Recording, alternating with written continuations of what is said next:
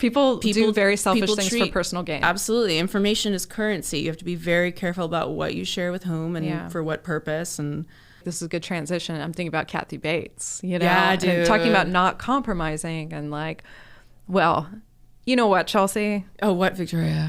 Do you know what I need? What? A Breath of Fresh movie. Me too. All right, let's get it. Let's do it. All right.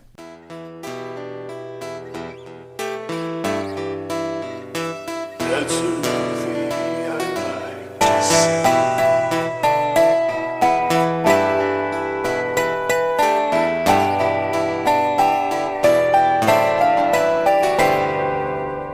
I'm excited. Yeah, no, this is because today's episode.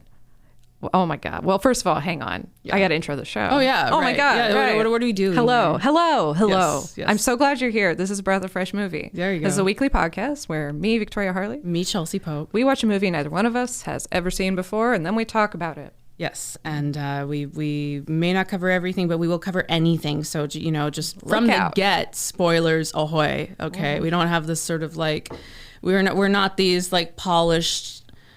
You know, I love YouTube, but I'm not one of those people. It's like, oh, there's gonna be spoilers at this time mark. You know, we're gonna say stuff from the get. No, I can't.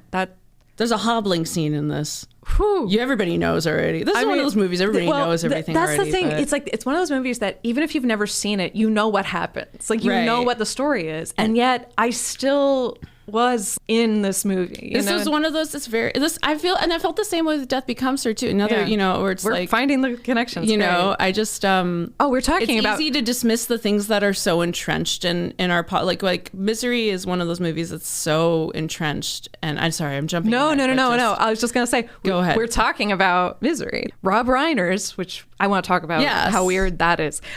This is his horror thriller. And it was adapted from a Stephen King story, and it's starring Kathy Bates and James Caan. And the screenplay was written by William Goldman. But yeah, Misery. Easy to dismiss because it's so referenced, and you kind of know what the whole thing. Like I've seen it come up so much that I've already seen the movie kind of, but I never actually seen it. No, didn't Comcast or somebody do a parody commercial with Kathy Bates and James Caan? It's been parodied, referenced to death. Yeah, right? Yeah, and it kind of feels like a little bit like the no wire hangers effect, right? Like where it's with like Mommy Dearest. Yeah, people will say that and they'll laugh. And they'll sort of know what it's from, but you don't really need to know. Like it's just, I don't know. And Mommy Dearest, I know it's a horror. You gotta watch it. I'm sorry. I know you've got all kinds of. I got all Joan kinds Crawford. of opinions about that. I'm sitting with the Joan Crawford Encyclopedia. No, all of this is related to. It all is related because if for some reason you have not been exposed to this movie, in a nutshell. After a serious car crash, novelist Paul Sheldon is rescued, then imprisoned by former nurse Annie Wilkes, his #1 fan. So there's like a whole relationship here between fans and artists, which I kind of like. It's layers, but it's also very simple and straightforward of a story. And it reminded me a lot actually too of like Jordan Peele's Get Out, where it's on one level it feels very simple and straightforward, but then there's also all of this subtext, and obviously there's a lot you can unpack. You can project plenty onto it. Same with Misery. Yeah. You know. Yeah. This is a great example of just it's okay to tell a straightforward story and just do it well. Oh, absolutely. No. And I mean, there was a lot of body horror before the hobbling even, because this guy gets in a car crash.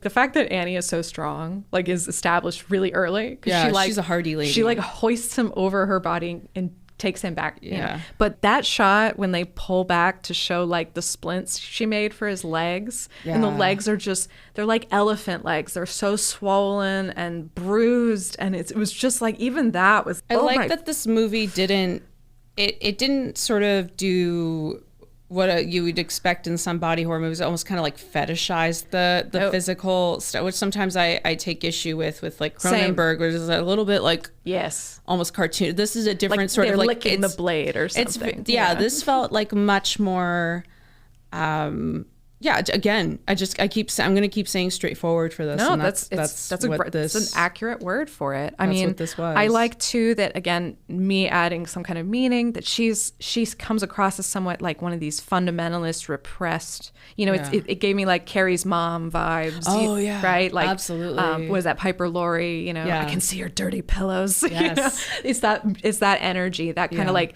isn't it funny that there's so many horror movies that tap into that idea that what appears to be good and pure is actually deeply twisted and deeply damaged. It's that like fundamentalism, that very that very restrictive moral compass that ruins people can have. That it's extreme. Yeah, I mean she's dressed like a nun. I mean she's wearing like this kind of heavy wool and a cross and just that simple mousy brown hair, It's straight. I really, I've seen a lot of these scenes out of context and for all sorts of, at all different times, right? Like the Comcast commercial. Right. And, and I've always enjoyed it, but it almost feels like it's a farce of itself, because it's a very on the nose performance, but it's not. Yeah. That sounds like a critique, but it's actually one of those. It's self-aware. This is one of those performances.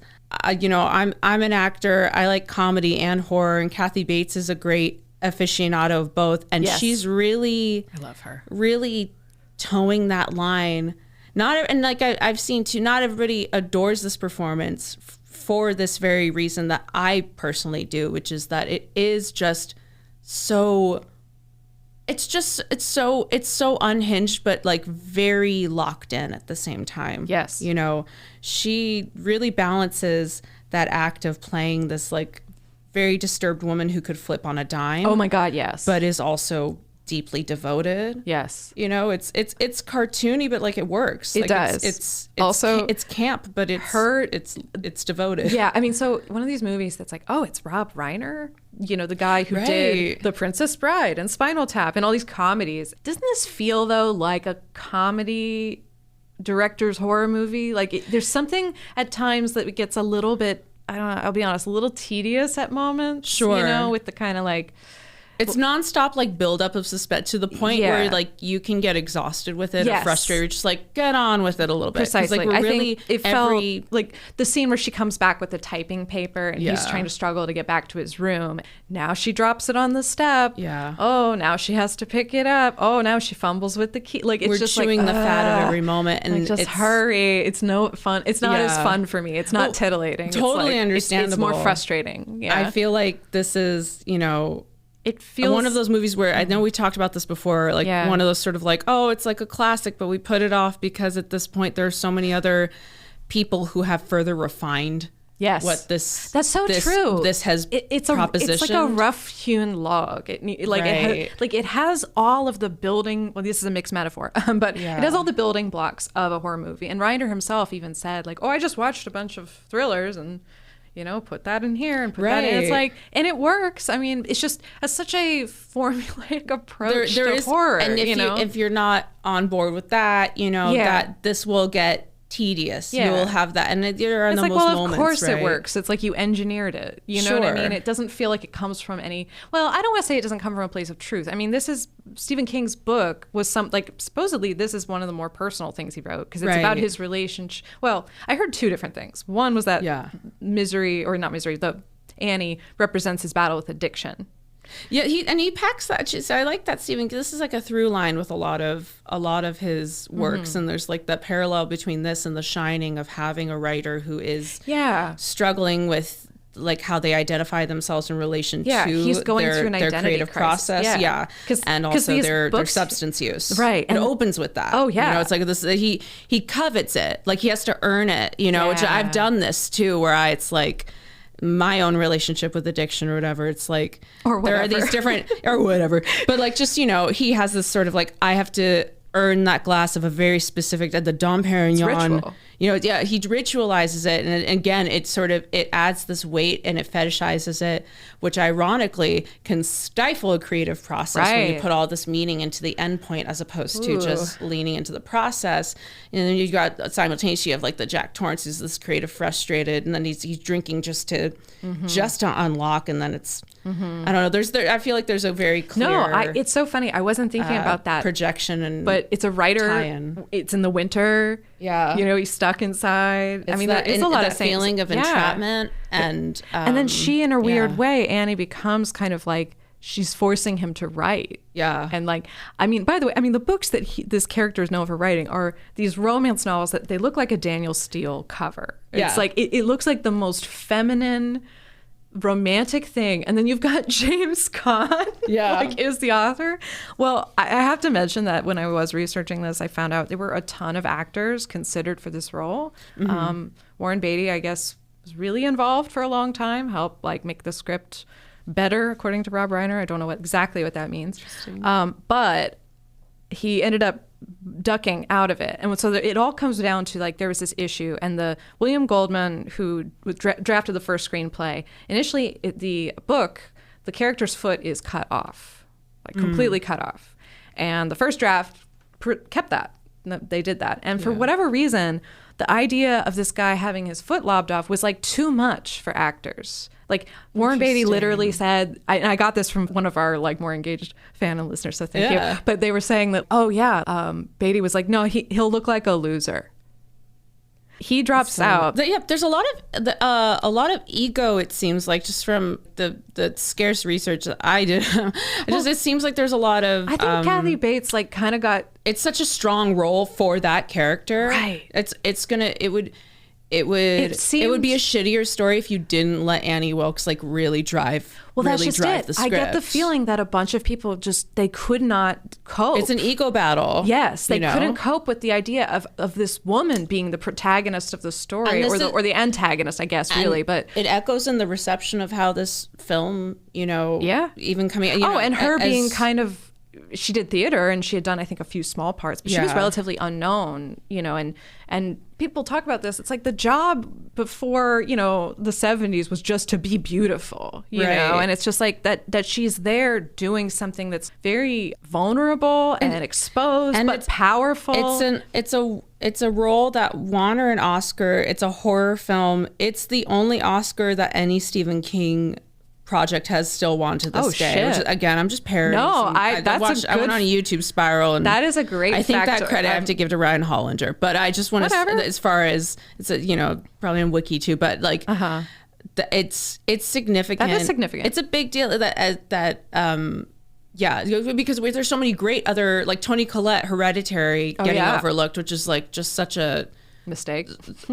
Truly, it was just, I find that was another movie that I saw so many bits of it that I really put it off, and then and everybody kept saying how great it was, and then I finally did watch it, and I was like, wow, it's we really shaft people in these genre films, specifically in horror, that horror does not so much. Yeah, horror does not get its due very often. As I think, the whole award system thing is pretty fucked. But for sure, that's not to. But it's not to say that. Thing. It's not to say that Kathy Bates winning it isn't significant, though. But tying into this whole casting and the struggle of before they got James Caan. Oh yeah, no. Here are all the people that were considered or whatever. Right, Warren Beatty backed out and went and did Dick Tracy. So, dumbass. His ego. William Hurt declined twice. Interesting. Michael Douglas, Harrison Ford, Dustin Hoffman, Gene Hackman, Al Pacino, Robert Redford, Richard Dreyfuss. All of them had issues with the lopping scene. So which is seminal. It's such an important... Right. Well, and then they changed it, right? They changed it to the hobbling. Instead of cutting the foot off, it's like, well, how about we just smash his ankle? Which, I think it's worse. I think it's terrifying. It's way worse. It's horrifying because of the way it's set up. Because the lobbing thing could be so it reminds me of when.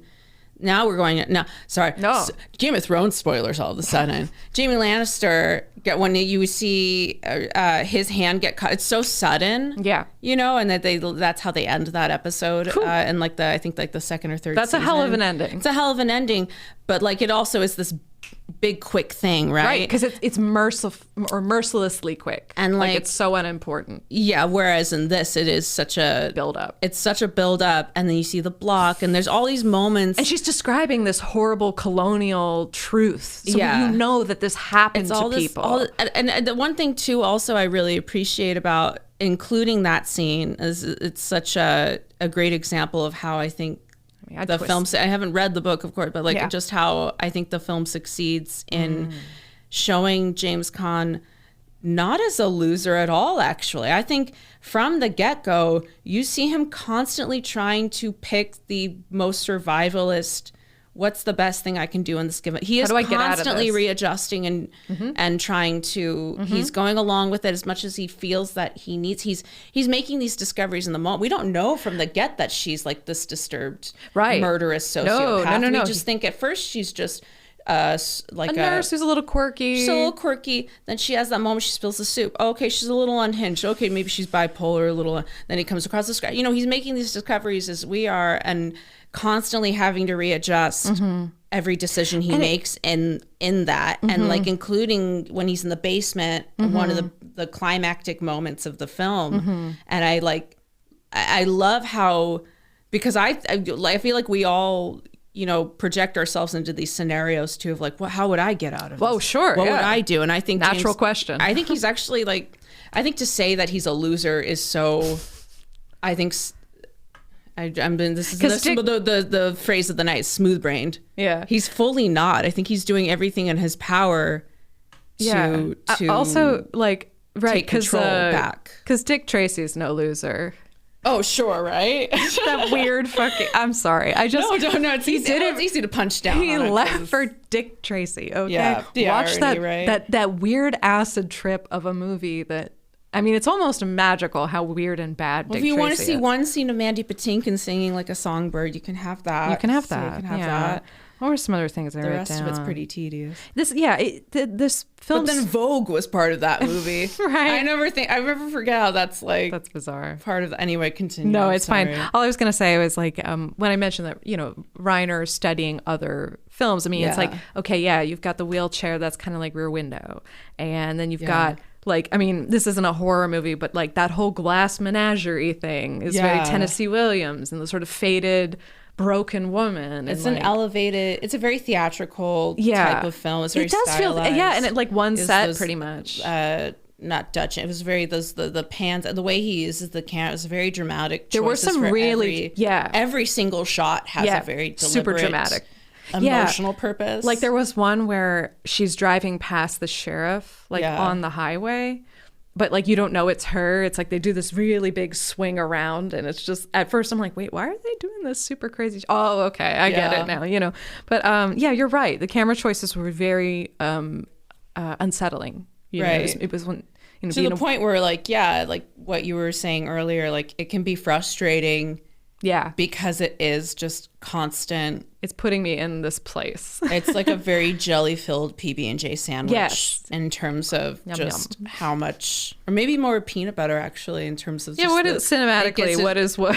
Yeah, is it more of a? Maybe it's more of a fluffernutter, or maybe it's more of a marshmallow and peanut butter. Yeah, I don't know. At times the score felt goofy to me. I think like it started to lose me a little bit when it felt tedious. I also, and I'm somewhat espousing maybe what other people have said, but James Caan, I don't know. I mean, he's not terrible, but he always seems like he never feels afraid. Well, that's where I want to give praise that he's actually, and I want to recognize my hypocrisy in dinging what's his face in The Changeling. George C. Scott. Yeah, I thought it was frustrating how George C. Scott was too self-possessed and capable throughout that. That's right. That was an issue we had. Whereas what I appreciated with Misery is that he never made stupid choices. No. I really liked every single scene. He did what I felt, you know, and again, you're trying to watch this as blind as possible, but it's very hard to with a movie like this. It's as iconic and well-referenced and built upon as it is. It's like trying to really watch this and think this is the character in his high state of intelligence, discovering what he is in every moment and really trying to, you know, take back power, but not be stupid about it. True. You know? No, it's true. And He has to learn to like empathize with her if he's going to survive. Right. And I feel like George C. Scott would have been a good. He would have done really well because it's similarly that kind of performance that he did in a film like The Changeling, because The Changeling feels less like a horror and more like this. It was like we're trying to solve a mystery. It was a cold case that Why like are you started upset, as a child. Yeah, it started as a ghost story and then it just became a cold case. That's what it really felt like. Yeah. And that's why I don't. Yeah, I didn't like it as a horror film, Yeah. but I do appreciate it as this mystery solving. Like, no, totally. He never loses power. He's always trying to solve it and get through it. Yeah. And similarly, I do appreciate that about it. Not to steamroll what you were trying to say. No. I'm just offering like another point of view. Right. And it's just, there are very few roles in this movie. So we only have like really two people to sort of, project onto and look at. I do want to mention that you bringing up Annie Wilkes is on AFI's list of 100 heroes and villains. She's like number 17. So this is like this is folkloric at this point, right? I think it's well earned. Oh, absolutely. And you walk around dressed like that, people know exactly what it references. Right. Great Halloween costume. But there were some other actresses considered or that were asked before Kathy Bates. A lot of them were just like Meryl Streep, for instance. She's like, sure. She's like, I couldn't get down with the violence. Same with Bette Midler. And Bette Midler could have been great. She could have been good, yeah. Angelica Houston, Jessica Lange, Roseanne Barr, Rosie O'Donnell, Vicki Lawrence, and Mary Tyler Moore. Now, I put those in order of plausibility. That's interesting that you put them in that order. Yeah, I mean, just because I saw the most about Bette Midler and Meryl Streep, so I know for sure they were approached. But the others, the sources varied. Right. Like some of them, like I can see Roseanne Barr being right for it in a way, but also or not. Even Rosie O'Donnell, and as an actor who want to go against typecast. Like if you would want to branch out or show, do a different flavor of whatever. But I think like what really works about this is as at times sort of like camp on the nose performance it is. It's part of what like people, you either love or hate it. You look at like Faye Dunaway doing Mommy Dearest. You can't deny the commitment. Oh, well, it's dropped in. She takes it. She's very real about it. You know? And that's with Kathy Bates. I think similarly, there's no sort of like winking at the camera at any point. No, not at all. Not at all. You're absolutely right. And I mean, I read a little bit about their process, and Kathy Bates very much, coming from theater, likes rehearsal, likes research, likes to create. I mean, she and Rob Reiner developed details about her character that aren't really in the movie, but are sort of implied. Like they're in their minds, her character was abused sexually by her father, and in that scrapbook, the very first suspicious death is her father. I like the idea of the perspective of this character being somebody who feels like they're righting wrongs, like that they are this moral arbiter. Like like her father was deserving of punishment, and it's like. Then you see as the scrapbook, you go for it. That scrapbook was wild. It's intense. She's going after people who like rejected her romantically, who have held her back. People professionally, like she knocks out the other valedictorian, other people in the hospital, whatever. Yeah. Anybody who's kind of in her way that she feels like is getting in the way of her moral quest. Yes. Yeah. I like characters. Because they're really scary. They're writing their own truth. Really, they can't be reasoned with. They can't be held, or I guess they can't perceive themselves as being culpable of anything other than being, which is fucking scary, arbiters of truth. Yeah, absolutely. Yeah, at a certain point, I mean, that's like the mercenary killing kind of vibe. Like that's like a motivating factor for some mass serial killer. Kind of like Anton Chigurh in No Country for Old Men. It's that idea of like you can't.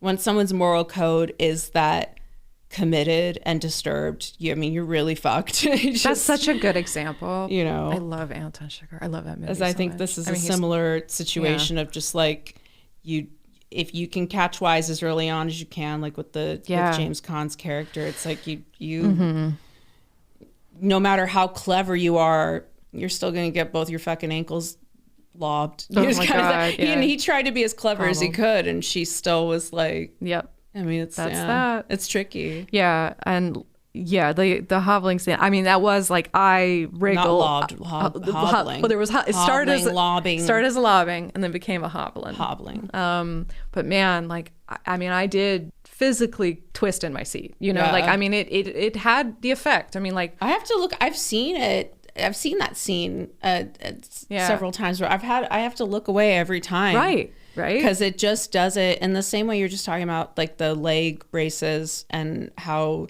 the body horror of this is. That's what someone would look like. Yeah. It's in that condition. It's not. There's not really an exaggeration. No, but that's what makes this. It kind of is locked in like that. It's just a. Well, the body is like this fragile little meat sack, you know, and the fact is it can be destroyed like very easily.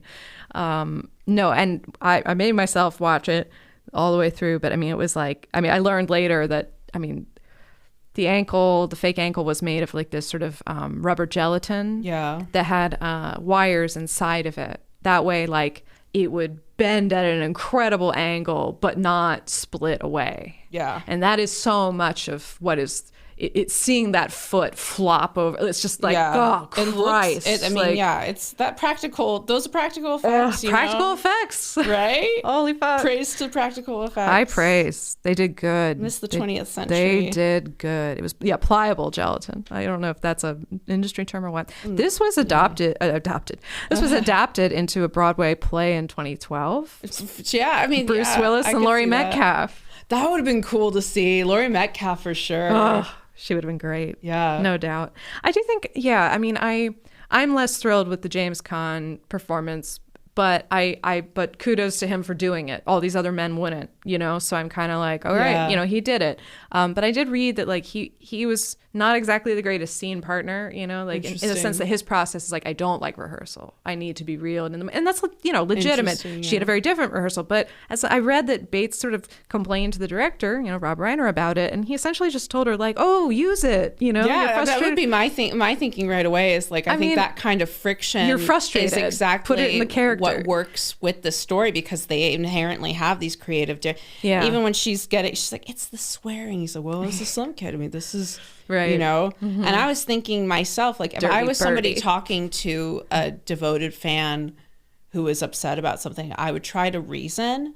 And if they're that, you know, like you can't, it's a, you know, the movable object, unstoppable force, the situation there. Yes. It's kind of terrifying. Yeah, that swearing. I really liked. Yeah, she I imagine I could see her like. She also like projecting. Didn't swear like correctly. Like at one point she says like bitchly.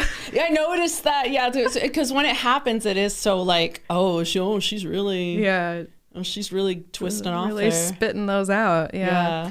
Obviously, Kathy Bates in this performance in this breakout role. I mean, it represents.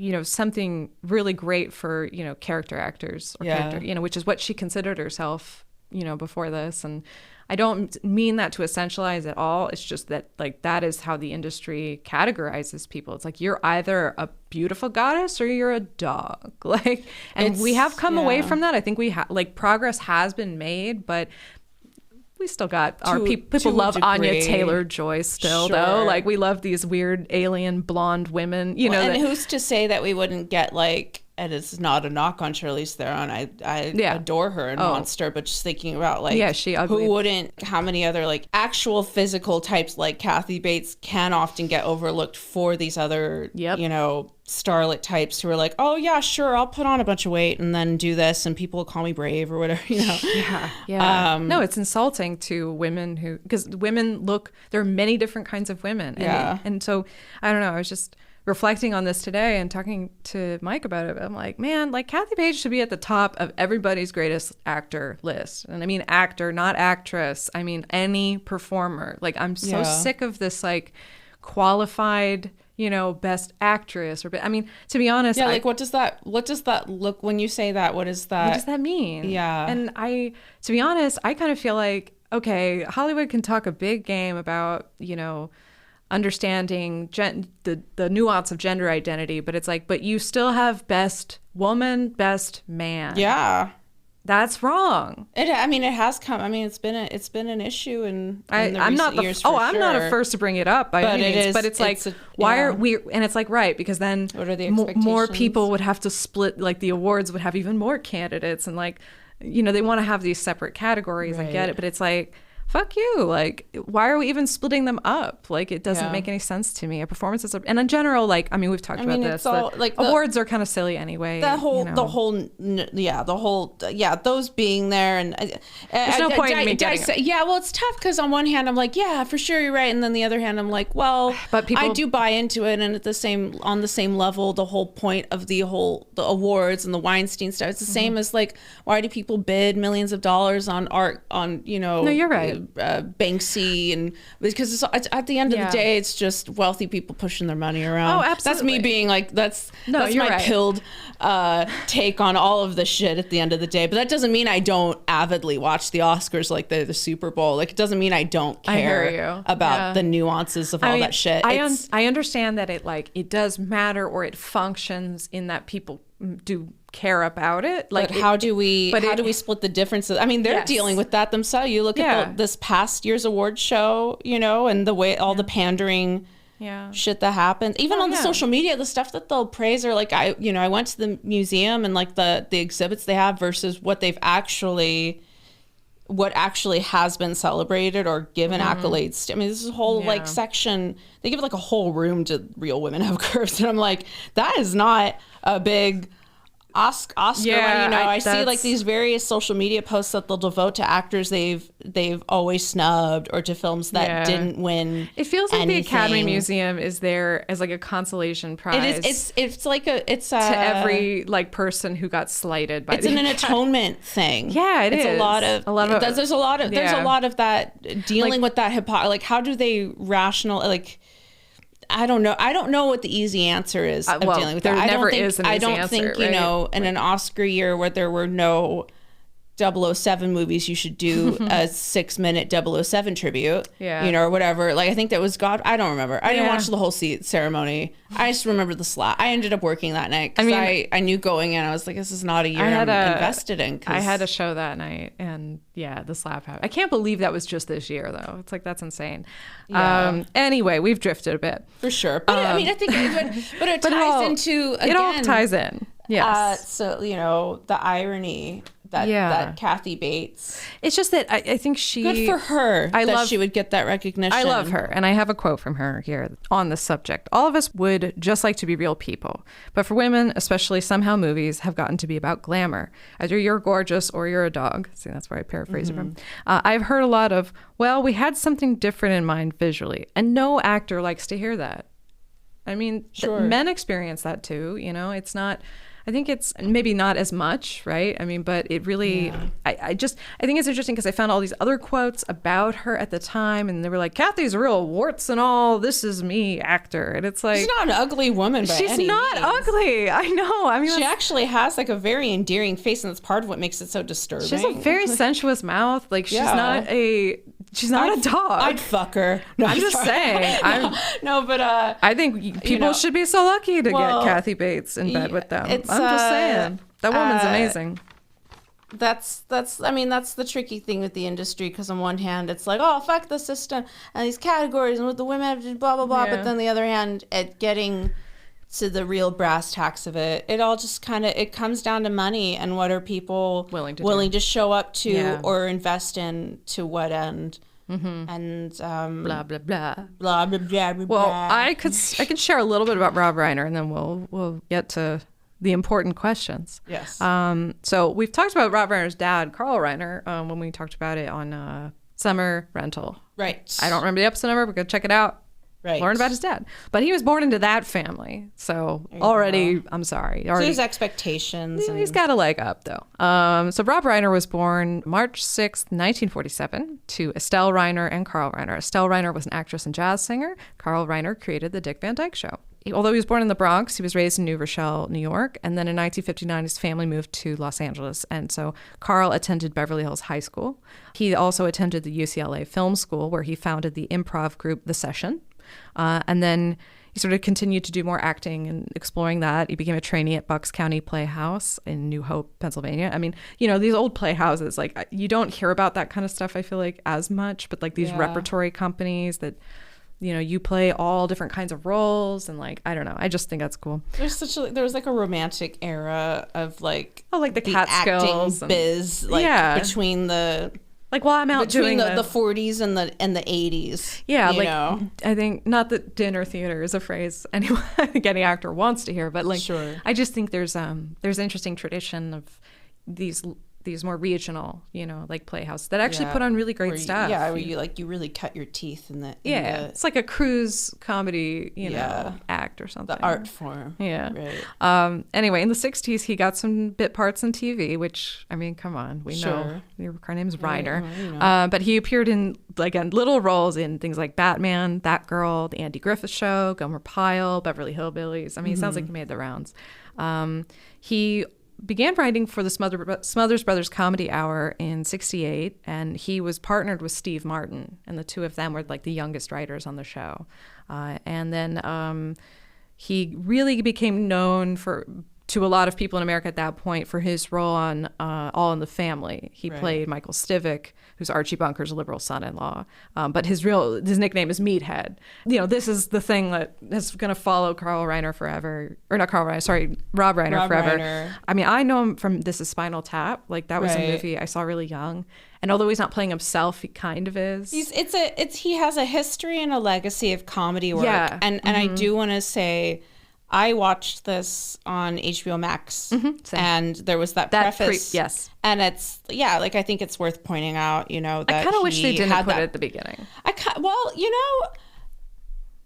liked what he had to say, though. Then it ties into what you're saying here about his history, and that part of what resonated with him wanting to make this being that he identified with this character struggle in the same way that Stephen King's motivation to write this being that there's this wanting to break out of how you're pigeonholed, how you're perceived, and you're right. what your creative expectations are, and whatever. And no, you're right. And also ties into too, it's all the more like kudos to Kathy Bates for getting the accolades and recognition that she got because of, again, an industry that's just riddled with all the fandom pressure and expectations. Yes, expectations. Yeah. And wanting to break away from wanting to recreate or reinvent yourself and the pushback. Yeah. And I realized that the leap from television to film, he talked about that a little bit as well, right? Like there was sort of a class system. It's not like now, where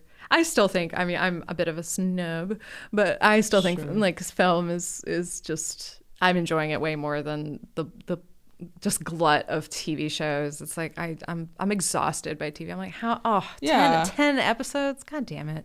It's a Misery. It's another example. It's trying to watch these and keep in mind the context and the time. No, it's important. Speaking of context, some other movies that were in the theater. That's a great segue. Home Alone was number one at the box office when this came out. Misery was number two. Good job, Misery. There you go. Then after that was Three Men and a Little Lady. Dances with Wolves and Predator 2. Those were the top 5 at the box office. Just some other movies that were out. The Sheltering Sky, Night of the Fox, Night Visions, Killer Crocodile 2, and Cyrano de Bergerac. What a time to be alive. What a time to be alive.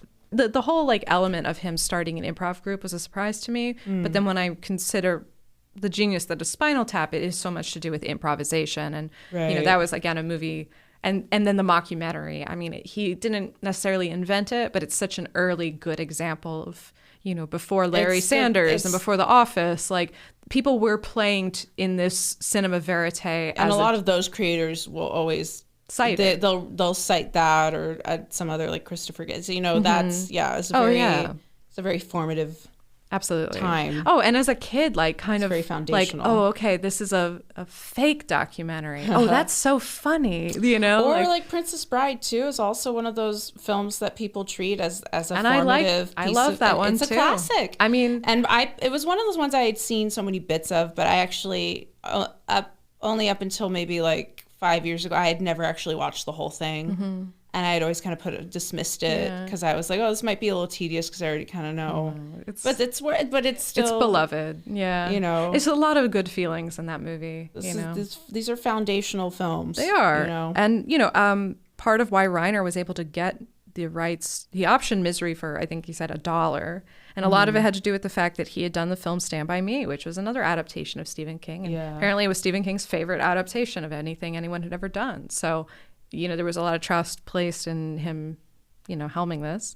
I just want to mention that Reiner went on to start Castle Rock Entertainment, which got sold to Turner in 1993. But I just feel like Castle Rock is like, God, I feel like I saw that everywhere. Yeah. And he made the films When Harry Met Sally, A Few Good Men, The American President, Ghosts of Mississippi, The Bucket List. And North, which is like notoriously bad, from what I hear. But I think I'm not trying to be a dick. I'm just, but this is like to his benefit and detriment. Yeah. He's a Rob Reiner, and also Stephen. I can see why they would have this mutual appreciation of each other. Why Stephen King would appreciate how his works are adapted through Rob Reiner's lens. Is that there is they don't scoff at the earnestness or the surface or the like Stephen King's story. I mean, he's fascinating, he's prolific, but a lot of his stuff can be very schmaltzy. He's very on the nose about shit. Like his metaphors can be extremely obvious at times, and sometimes I feel like I can see why someone like Stanley Kubrick would be like, I need to put a little spice, a little Kubrick spice on this. Spice this up a little bit. And spice it up. I mean, The Shining's fucking awesome. I'm not gonna. But Stephen King prefers the other one. Yeah, and I'm not anti Stanley Kubrick. He made a lot of incredible films. As much of as a dick. Well, supposedly he was. Whatever. He was. Yeah, fully allegedly he was. But no, he tortured people. Yeah, he was not. He was so not, did Hitchcock. And I could see why this auteur stuff could butt heads with someone like Stephen King. It's just, I think there's something very earnest about Stephen King. He's unpretentious. Is there something? Yeah, I think he can be perceived as saccharine even. But he is wildly popular. I mean, one of the most successful authors of our time. Yeah, and because it's still human. That earnestness, people are starved for it at the end of the day, And I think that's part of why something simple and straightforward like Misery, not everybody's always... some people want to be constantly subverted and wowed or whatever. But sometimes it's nice. It's not the most clever film, sure. It doesn't need to be. It doesn't need to be. It's not what it's trying to do. And I think, aren't we all sick of that now? Is the super meta, very comment and be the smartest, the most clever, the most, it's that very UCB brain, I'm we're calling isn't that weird that this thing's happening? Isn't that silly? It's like, that would be a terrible ending for an episode. Yeah, right. I agree. I think the aren't we so clever? Trying to be clever is death. And I've kind of I mean, this happens, and this is a bit of a tangent. This happens at work sometimes when we're just trying to write, just basic copy, just basic, or basic titles that tell people what the thing is. But these producers will write, and I'm one of them, but I've watched these producers write these really thoughtful, oblique titles. I'm like, all right, SEO isn't going to work with that. Yeah. Just put how to cook an omelet. And that's okay. Not exploring omelets. Nobody's going to Google exploring omelets unless it's a Pornhub site or something. Yeah, exploring the omelet. Oh, yeah. Anyway, one last note, because I didn't know this about Carl Reiner. He was married to Penny Marshall for 10 years. Rob Reiner, you mean? Rob Reiner. Sorry, because I didn't know if maybe you were suddenly talking about Thank you. No. So Rob Reiner and Penny Marshall we're together for 10 years. Yeah. And I don't know. That's Penny Marshall with A League of Their Own, another film that very on the nose, sentimental, but also like Penny Marshall. One of the fucking greatest movies ever. Sorry. I saw Penny Marshall show up in a Mary Tyler Moore episode recently. I was like, I think that's Penny Marshall. Showing up as you are, telling a straightforward. So I don't know. I'm projecting a lot here. Mm-hmm. I have an appreciation for people who just kind of lean into earnestness, who lean into, not trying to outsmart, to be out, or try, to just be too cool, being overly self-conscious of the person with the glasses at the back of the audience going, I don't think that's not the smartest. Why didn't this person do this? It's like, no, like, it's, well, that's advice you get, right? Is like, don't write for other writers. Yeah. And that's the end. And as the spoilers on Misery, is that's what he says at the end of this. He wrote his book for himself. Yeah. It was for him. That's right. In this movie, at least. Yeah. No, Which, again, I think it's gotten some spirit. criticism how the way this movie's ended, because it's different from the book. Because the book's a little more... He's a little more broken, right? He's a bit more broken. Yeah. It's actually probably more true to life, the PTSD and the... because I'll be honest, at the end, I was a little bit like not as into it. So when... It's a little bit saccharine, that ending. Well, I mean, it's like the idea of him hallucinating her, believable. The idea that he can laugh about it, not believable. I think the idea that he would be able to go... Bounce back. Like the whole, I think she ultimately helped me. I don't think he would so quick. If he's still on his cane, I don't think he'd probably be echoing that. Unless, I really don't. Unless it was like, I could see that scene maybe being reworked into like him being interviewed about his new book, right? Okay. And trying to like repurpose it as part of this narrative in front of the cameras, and then all of a sudden they'd be like, and cut. This is wonderful. And blah, then, blah, blah, and then dead 1,000-yard stare. Then you see him just like. Quick, let's go shakily, like getting into his car, and it's filled with cigarette butts, and he's takes a swig, and then you see him pull out a tape recorder, and he's like, Misery, like, because he's roll credits. He's become dependent on, and now he's rewritten the story so many times that he's internalized misery, or something. Which like I could see that being more. He goes to go live on a like 18th century farm. No, you see him look in the mirror. He has a little bit of a nosebleed. He does mouthwash with scotch. Wow. This sounds like the beginning of a movie now. I don't know. No, I'm with you. I think there was like a part of me that's like, I think you'd be a little more fucked up from this, but okay, whatever. They tie it up with again. A little bit of a bow. And it feels, even though it is a horror, it is a thriller, it still kind of feels like a comedy. Yeah. Because it has that comedy director's point of view. And that doesn't mean that like I wasn't terrified, horrified, or whatever. I mean, like I said, I squirmed in my seat for lots of things. It made me think about, I feel like Misery and Get Out would be a good pairing of like a double feature, because I think Jordan Peele, I feel like that movie, I think this is on his list of like I movies that were foundational for him. It has that comedy lens, and he shot two different endings, right? One that's a bit more pessimistic and a little darker and more satirical, true to life. And then also the one I remember seeing in the theaters, which has a little bit of an unrealistic bow on the end, kind of like this one. Yeah. But it has that narrative, and films are allowed to do that in a way. They can take that stylistic sort of, you see the TS motherfucking A's. Yeah. Oh, sorry. Now we have Get Out spoilers. Yeah. We're spoiling. We spoil multiple stories. That's our goal. But that's another film where Get Out has a little bit of a saccharine bow at the end. Yeah. And the fact that he's able to get away out of that impossible. Absolutely. No, it's a happy ending that I think you're relieved to get, because I think it's just like, I can't take another, like, because movies, I don't know, someone told me once that movies are either about patterns repeating or patterns being broken. Right. And, you can call that a happy ending or a not happy, as much as I would love for him to get out of that scenario, the darker, more, and as it was shot, he's Jordan Peele being a Twilight Zone fan, and it feeling very like much more in that vein of Twilight Zone or Black Mirror, where like leaves you unsettled. Yeah, you would be he would go to he would ironically then get incarcerated for this thing that and that's the whole the race that just you're in a prison of many kinds by the end. That's the pessimistic ending, and then the more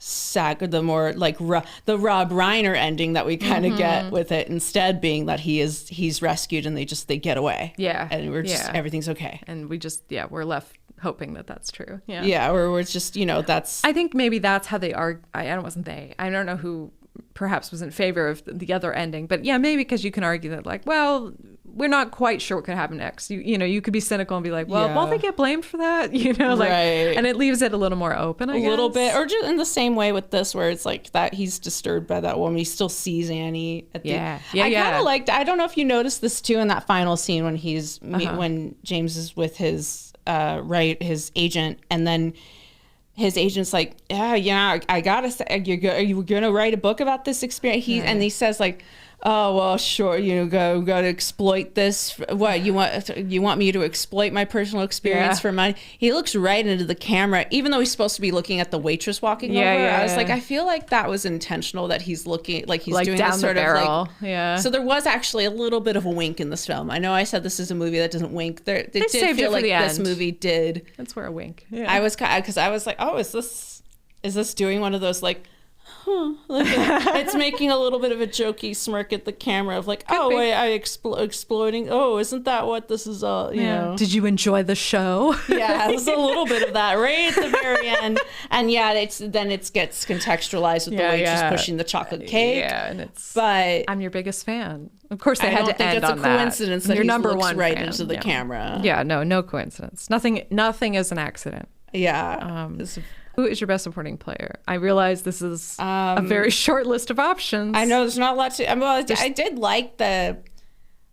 kind of like the sheriff in that there were these kind of jokey, humanizing moments that. Yeah. And he just gets blown to shit. Oh, I know.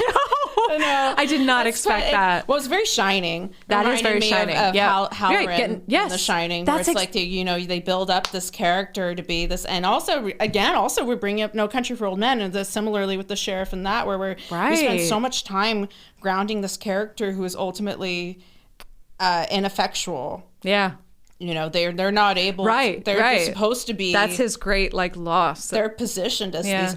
As their own sort of like arbiters of justice, and they're rendered incapable in these moments. Their naivete is their own downfall. And kind of all because three Shigor of those is examples. like a whole other. I mean, right? Love that. There's him. Then there's also Halloran just like showing up at the hotel. Yeah. Mm-hmm. Right, like The Shining, their connection was supposed to. You thought, this is going to be the thing, and then him and Misery and The Shining have a lot in common. I'm sure it was one of the things. There are these people you think are going to be able to come in and save the day, and they're very quickly overtaken by this. Yeah, this woman. This is fucking evil, bitch. Yeah, I know. Don't think anyone can save him.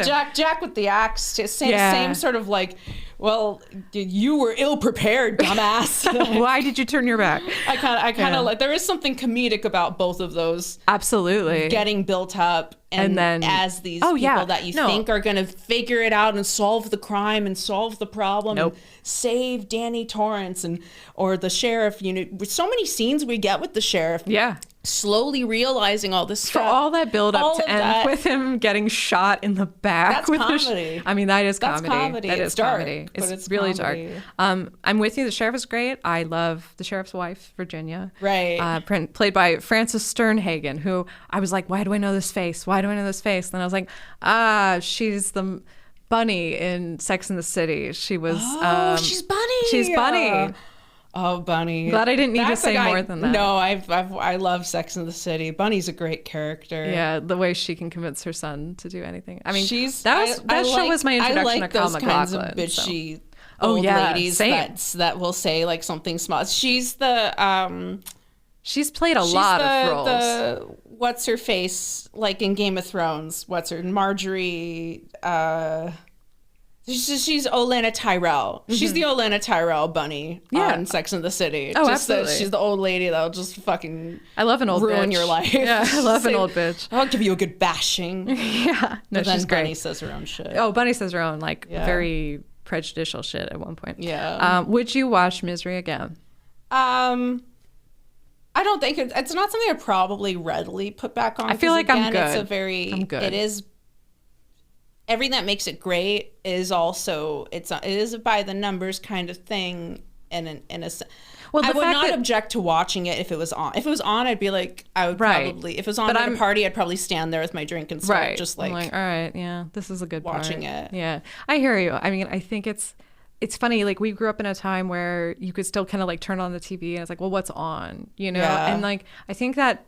I mean, streamers are trying to like answer that with the surprise me, like roulette wheel. I'm like, no. Yeah, but it's not. But I'm just I guess it's interesting because I'm like, when I say like, would you watch this again? It's like, well, watch or go see. Maybe that's a different question because it's sort of like, would I pay money to go see this in a theater one day so I can be like, oh, and I'm like, no, I couldn't do it. I couldn't stay. I would not be able to look at the screen for the hobbling. Like, it'd be torture. If it was it'd be on at like the New Beverly or something, would you want to do it in that context? I don't think so. Everybody already has seen it and they're just watching it for the shared experience. It could be fun for that, but I think I couldn't watch the hobbling scene. I'd be covering my eyes and ears. Yeah.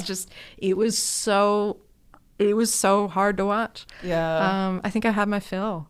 Yeah. Especially because at the beginning of this, we had introduced this like checkpoint of like, oh, is this sort of thing that, like, if we talk about it, we'll ruin it? No, because everyone already knows everything that happens, even if you've never seen it. It's like insane. Well, everything that makes it great is also what makes it like not something I would go out of my way to revisit. Bingo.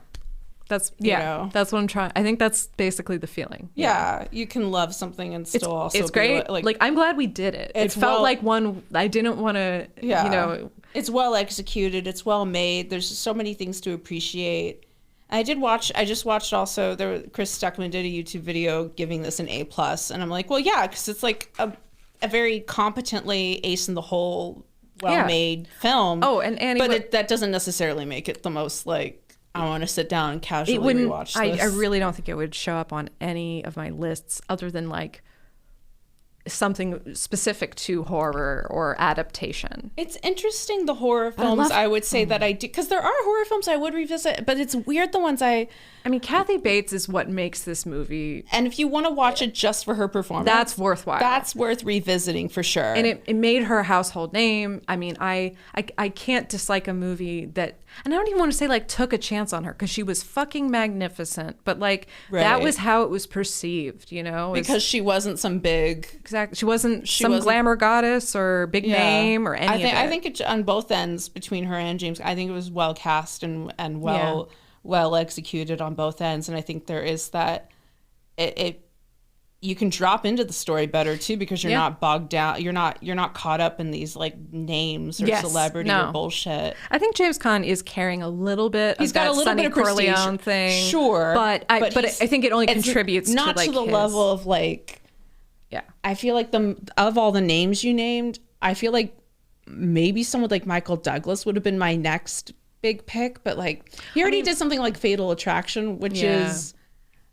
I mean, I just find him so wildly unappealing. I mean, it's like that's my take on. I understand that completely. Even a young Michael Douglas is like not appealing to me. Like, but it is an example, like with Fatal Attraction, of him being able to play someone who seemingly has their wits about them but makes some arrogant mistakes, and is also able to co-lead in a film where he doesn't have to, like, that, and Basic Instinct. He is somebody who's able to like let the lady do her thing. You're right. You're right. He can let the lady share the spotlight, do her thing. No, you're right about that. But I don't. It's interesting that I'm glad he wasn't in this. No, but that isn't to say I feel like that I can understand the logic of maybe putting him into a role like this. Yeah, I mean, Warren Beatty was so into it, and then his hesitation at that whole thing, like, kind of, he was a big player at that time, so it led to a bunch of other people like throwing doubt on it, and I'm like, you butthole. Yeah. But whatever, it all worked out. We could have seen him getting his foot cut off, though. Wait to see how the people, right. Oh, right, because you know what? The other part of that was not just her cutting it off, but it was going to be her cauterizing it. So I feel which like is also horrifying. Like at that point, I'm glad they made the change they did, because I feel like at that point it would almost have gotten too much. It would have gotten too much. Whereas there's something very simplistic and kind of just breaking your bones. There's the rustic quality of her bringing this block of wood. Rustic torture. I kind of like that. There's something more kind of down home about it, and also it's more disturbing the fact that like. Yeah, the build up and the way it's shot, and the fact that she does both legs. So she does the first one, right? And then already that's horrific. And then you gotta wait. And then you have to, she has to do the other one. I feel like that's worse. It is worse. And it's a more fascinating scene to watch. And the way he is, like, his I mean, I say that he doesn't like ever show fear, but no, he is absolutely horrified at that moment. Like, he is powerless. You'd think one would be enough, and it's like, nope, we gotta do both legs. And that's worse than like lobbing off one foot. And then cauterize. That would have been just more of that grotesque, like that fetishizing of the physical beyond it would, I feel like that would undercut some of the tension. I think it was perfectly horrifying the way they did it. I think it was just enough. It is perfect amount. Well, there you go. Thank you for listening. Yeah, thanks you guys. You can find us on social media at Fresh Movie Pod, at really Twitter, Instagram. This. Yeah. Letterboxd, all those places. Go watch Misery. Yeah. We watched it on HBO Max. No one paid us to say that. No, I really enjoyed talking about it. This was one I really... This was a good one. Had been on my list Same. for a while. I know. I think we were waiting for it to just show up on some service because it wasn't available for a while. Yeah. Scoop it up. Worth checking out. Yeah. And you can write into the show at breathofreshmovie@gmail.com. Check out the show notes for links to the store. And you can get a pillow with lips on it. Yeah. I want to say that every episode. Why great. wouldn't you want a pillow with lips on it? I don't know. I don't want to know.